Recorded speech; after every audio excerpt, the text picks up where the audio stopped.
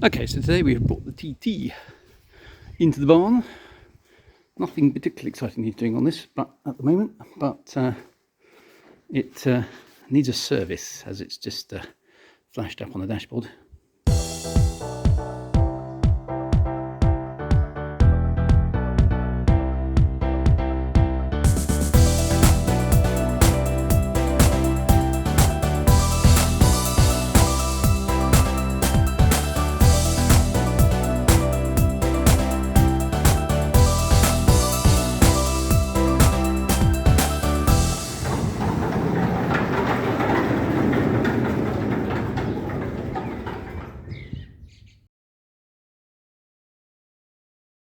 Is the job. I'm going to change the oil filter and the air filter on this, and hopefully get it running again. Now, the lovely thing about the TT, this is the 1.8T engine, the famous BAM, as everyone knows it about. In the TT in particular, it's like seriously crowded, really quite a hard engine to work on in that sense. You can't really see anything down there at all. It's very, very cramped engine bay, which makes a few things a bit tricky. The oil filter is going to be from underneath the car, so we're going to have to jack it up to get access to it. Interesting enough, if you compare it to the Golf, the block on these cars, believe it or not, is actually really similar. 1781cc, the TT engine is a distant ancestor actually of this original car. You can see the oil filter on the Golf is nice and easy to get at. The TT one's in exactly the same place, but because of all that gubbins on top, you can't reach it from the top of the car, so I'm going to have to get underneath to get that out. So fun, off we go. Now, one first little thing you've got to note on the TT, I don't know if you can hear that, might come across on the camera, but there's a whirring sound. Now that is a little supplementary oil pump which is run off the battery. It's a little electric motor. The idea behind it is to keep the oil circulating around the engine block and, most importantly, the turbo, which is at the back there, after the engine's been switched off, just to allow excess heat from the turbo to be dissipated. So I don't know if that's on all of the 1.8T engines or whether it's just a feature of the BAM, but when I'm servicing these things, I like to let that run itself off, if that makes sense. Partly it's cooled the oil down slightly, and partly it's just finishing whatever cycle it's supposed to be finishing, just in case the turbo did get hot. I've just taken the car around the block basically to warm the oil up so it'll drain out a little bit more effectively. Okay, so I've got a little low profile trolley jack here. Every car has its special place to jack places from. Oh, hello.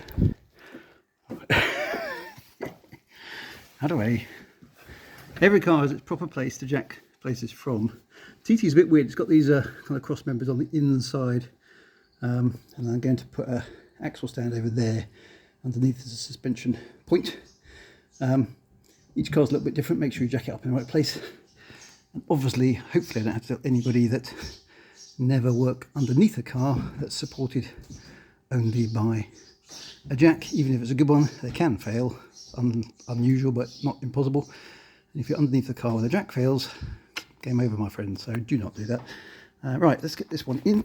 It's not quite there, so I'm just going to pop it up a bit further. And there we go, with the axle stand correctly in place. And we'll do the same on the other side, obviously. Just make sure we've got a bit of a gap. Now, the fun bit actually on these cars, the oil change is normally pretty straightforward. It's this under tray that is the bane of every mechanic's existence. It's sort of there to help with aerodynamics apparently, but it's got to come off because you can't get access to the underneath of the engine without removing it, which is a right royal pain because it's connected by a whole bunch of bolts, all of which usually fall off anyway and sometimes don't come back in, etc, etc, etc. But anyway, we'll figure out how that goes in a moment. Well, there we go, car safely up on the axle stands. One dog just checking out how everything works. Thanks for the assistance there, Ember. Right, under tray. Okay, so here's the undertray in question. It's held on by a bunch of what are supposed to be Torx bolts. You can see some of them there. They're little brown rusty things. You can see one there that's actually slightly hanging off. One here that's not the right item. Fairly typical. At some point I'll get a replacement bunch of these, but they do tend to go missing over time. How seems reasonably secure. At least that's a good thing. Now I've got to take all those off. Apparently there are some at the sides here as well, which I need to attack as well. So, right, I'll see if I can get that off. Right, there we go. After quite a lot of faff, the under tray is off. You can see very typical under tray. No oil leaks, which is good. Looks like there has been on in the past, but it's all dried up. A few holes. This bit is actually right lowest on the car, so if you take a jump too fast or hit something on the road, you get holes in your under tray, which is what's happened here. Somebody driving the car, probably me, has taken something a little bit too fast, but overall that's not too bad at all. So underneath the car we now have access to stuffs. You can see the underneath of the car. Can see a little bit of corrosion in here. It's not too bad. I'll address some of these in the future. That pipe there actually looks a little bit, okay, it's got some issues. Looks like, I'm not sure what that's for, but we'll have a play with that in the future. What I'm aiming for though is at the back over there, which is the drain plug for the sump, which we need to, oh, pointing out place, there we go, get access to. It's just behind there, but looks reasonably tidy under here. No big oil leaks, which is nice to see. This piping here, by the way, is all the intercooler pipe work. This car's actually got two intercoolers, one on each side, which is a bit of an odd choice, but the BAM engine has two intercoolers, not just one. So lots of people replace it with a front mounted one, but that requires a little bit of surgery to the car, which I don't need to be bothered to do. I'm not planning on modifying this car very much, just kind of keeping it running. I will at some point get under there and give that a good clean up as well. It looks like there's a few pipes in there I might want to replace in the not too distant future, so we'll add that to the list of things to do, and onwards we go. Right, we're going to need now a 19mm socket for the back of that to get the oil out. Right, 19mm socket. Here's the sump plug. On there. There we go.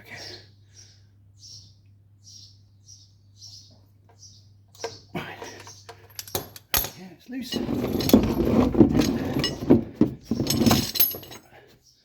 Put that out. Do not lose the sump plug. Obviously be careful here because this oil is hot. Put your hands in it.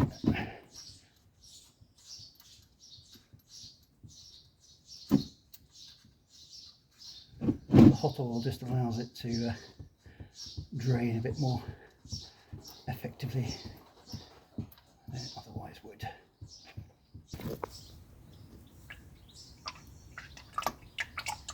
It's all slobbling out the bottom there. Excellent stuff. I always like to take the oil can off, the oil filler cap rather, off.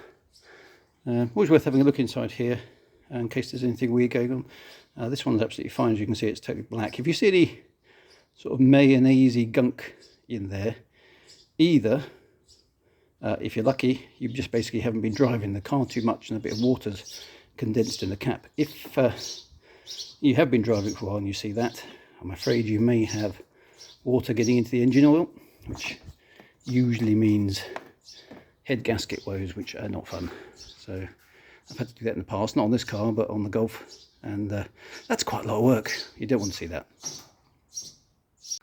So that hot oil is draining out really quite fast. It's supposed to be 4.5 litres of that. You can see the stuff that's coming out is If you can see that too clearly on the video, it's totally black, which, I mean, it's done its job. Black oil is obviously used oil, so it definitely was due for replacement, which is good. So we'll leave that running and come back in a bit. Right, so that has stopped dripping, which is good. Now attention focus is up here. There's the oil filter, which needs to come out. Now that will still be full of oil, so just be aware of that as you pull it out. Try and keep it this side down, and we'll see how it goes. Now these things are supposed to be finger tight. The chances of that, let's see if I can get a good grip on it. Oh, oh no, it is. Good grief. Somebody has actually put that on properly, which is good to see. Right, I'm going to stop filming because I don't really want to get all over the camera, but that has actually come loose, which is great. So I'm just going to get that out of there and just catch any splosh. So top tip for anyone doing this bit, there's quite a lot of oil backed up above the filter. So which I hadn't realised, which is a bit odd, doesn't normally do that, which is now draining out into my can here, which is good. So just be aware of that. I'm going to let that sit for a bit before I take the rest of that filter out.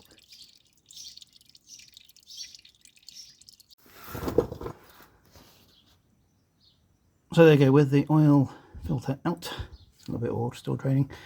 You just need to check these the mounting face where the new oil filter is going to go, make sure there's nothing left behind. There isn't usually, but it's worth just giving it a quick inspection just to make so there's no gunk hanging around. That one looks pretty good. So right, now we can put the next one on. Classic modern moment by a German part. Clearly says Bosch, and it's made in China. Anyway, this is the new oil filter. So the key thing here is get a little bit of your new oil and just run it round the seal before you put that back on the car.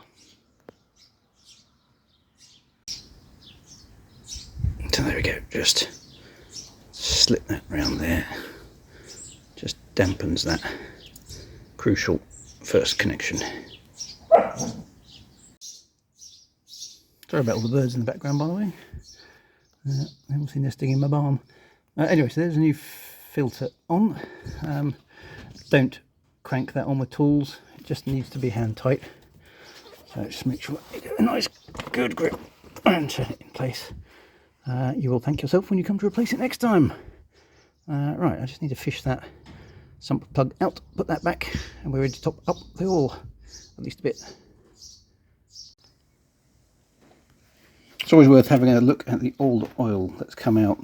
Not that you'll be able to see this very clearly, obviously it's pretty black, but if you just tilt your pan one way than the other, sometimes you can see if there's any iron filings or anything in there. You don't really want to be seeing anything in your oil. This one's nice and clean, as you can see. Nothing really there, so all good. Obviously dispose of oil properly, don't pour it down the drain. That's almost certainly illegal where you are, and B, it's very, very bad for the environment. Dispose of it properly, just take it to your waste recycling centre. That's the right place for it. Also important to make sure you tighten up that sump plug properly. Mine was way over tight. It's supposed to be 30 Newton meters, so I'm using a torque wrench to just make sure it's correct. Then it's time to fill the oil up. TT takes 4.5 litres, so I've got 4 litres in the thing here. I'm just going to slowly do that up. Now, you're kind of supposed to check the measurement of this while the car's flat. The problem with that, of course, is you want to get the under tray back on, you've got to kind of do things twice. So I tend to top it up to make sure there's enough oil in it. 4 litres should be more than fine, just for a quick run, just to make sure there's no oil leaks before I put the under tray back on, because of course taking that on and off is a real faff.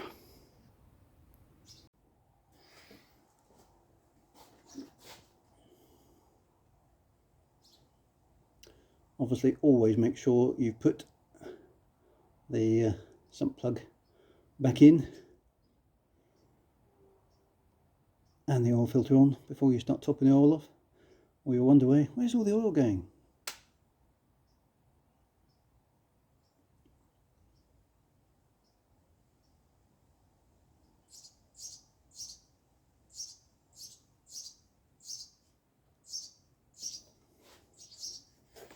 That's about halfway in. Just let that settle. I'm using, just so those know, I'm using Castrol Edge 5W30, which is thin enough but not too thin for this age of engine.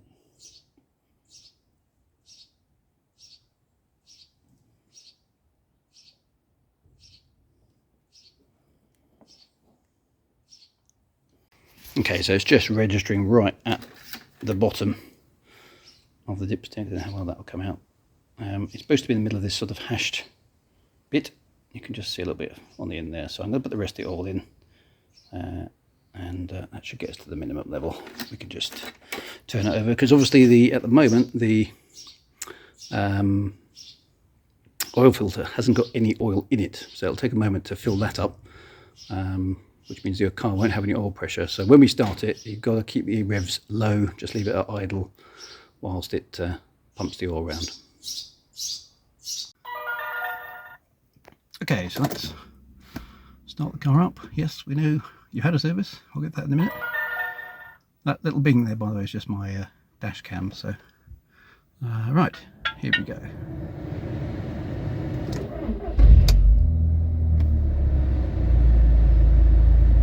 So that's good. No oil pressure warning lights, that's what we want to see. Car seems happy from in here, which is good. Right, we'll go and check outside. Just make sure there's no oil leaks or anything going on out there. So obviously, check the sump plug and check the oil filter housing. Everything seems happy. That's good news. Right, we'll just get that under tray back on, and then we've got to reset the computer. Right, taking the opportunity to put the under tray back and just put a few new bolts in just to make it a bit secure. Some of the old ones were very dodgy and most of them were missing. So it was probably flapping a little bit in the wind, so anyway, that's a lot more secure now, which is good. Just remains to put the car back down on the ground and check that oil level again. Okay, and so with the car back down on the ground, the oil level is, can you see that?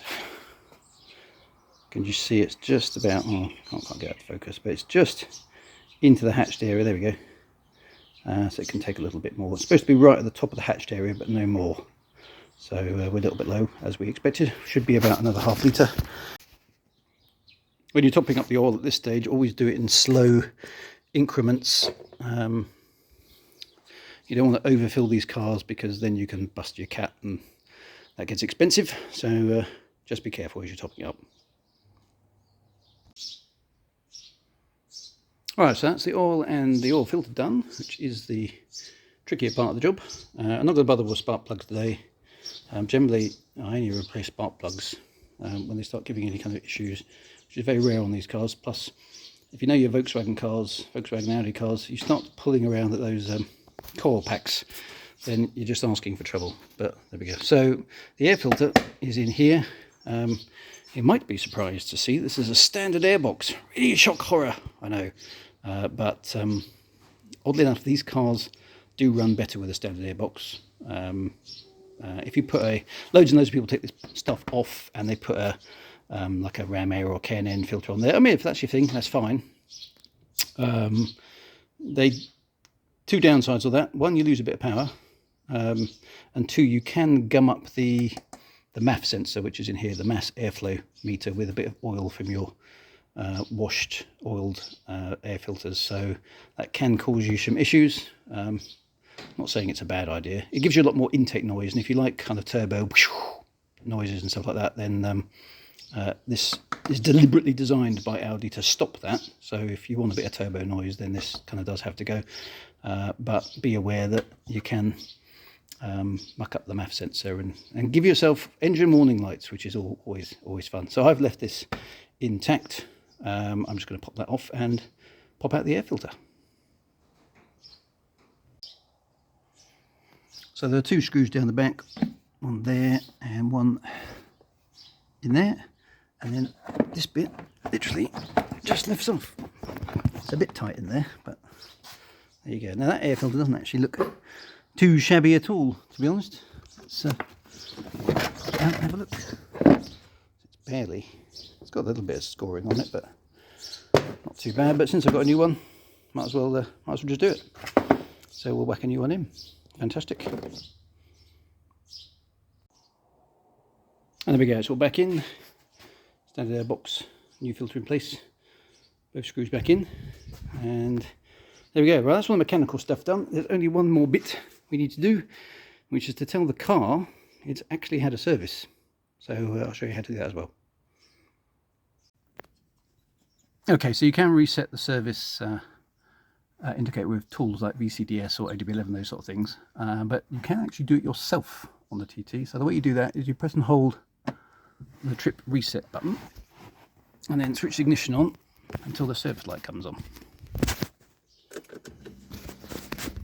Once you see the service light, let go and press and hold the clock button, and then you probably saw service in 70 miles, and then let go, switch the ignition off, and with a bit of luck, when I switch it on this time, no service indicator. Yay! So that is all set. Apologies for BBC Radio 4, but hey, what can I say? Right, the other problems I know I've got on this car, which I'll do another video, I've got an airbag warning light which I need to do a code scan for, so we'll investigate that at some point. But for today, that is how you service your Mk1 Audi TT. Not outrageously difficult, a bit time consuming. In fact, it takes longer to film things than it does to actually do the job sometimes, but there we go. Anyway, thanks for your attention. Hope you enjoyed that. The TT is now ready to rock another day. Like and subscribe, you know, all that good stuff. And many thanks, and see you for next week's episode in the barn. Maybe we'll take a look at that MX-5. We'll see how it goes.